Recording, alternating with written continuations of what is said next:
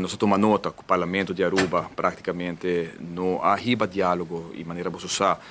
como fração nós mandamos uma carta para o governo for de final de janeiro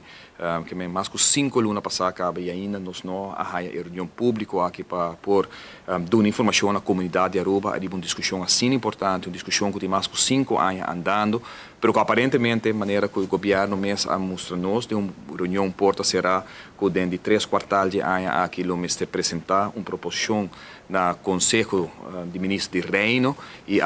na julho praticamente tentando agosto acaba ainda não tem draft de mesa para discutir com ninguém gente e pensei nós há necessidade como fração de PPA para reunir com o sindicato também dando a oportunidade para a informação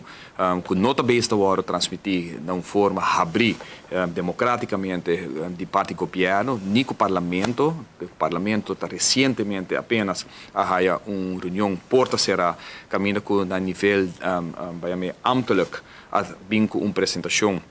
de que no momento aqui está está conversar, negociar com a Holanda a nível ambtelijk, pero agora nós mira naturalmente o trajeto que ainda se segue para mim que essa aqui o aprovado em Tweede Kamer e no Parlamento de Aruba e aqui ainda nós mira que já acaba maneira mais bisa de 3 quartais de ano aqui e tem que vai Conselho de Ministros de Reino para aprovar e para de forma para nos caminha para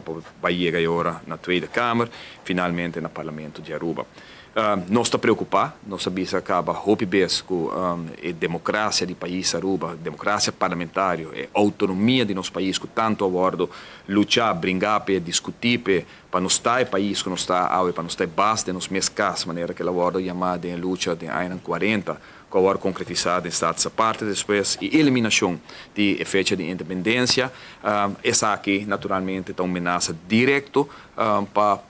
intervenção de caso aqui forma que a Holanda que faz aqui de Rijkswet, mientras que nós temos lei local que nos pode dar mesmo segurança na governo de Reino, que nos pode comprometer nos mesmos a base de norma que conjuntamente com o IMF agora determinar que o está mais passante de caso aqui para nosso país e nós queremos que essa aqui eigenlijk chamada para frente nacional, de maneira que o PPA sempre a conduzir com nossa toma iniciativa, nossa toma maneira de vista e cabuia para pôr com os 3 setores junto para dar informação e para nos realizar que nós não também 5 para 2 horas tem que ter by de kruisje para o Parlamento de Aruba tomar uma decisão.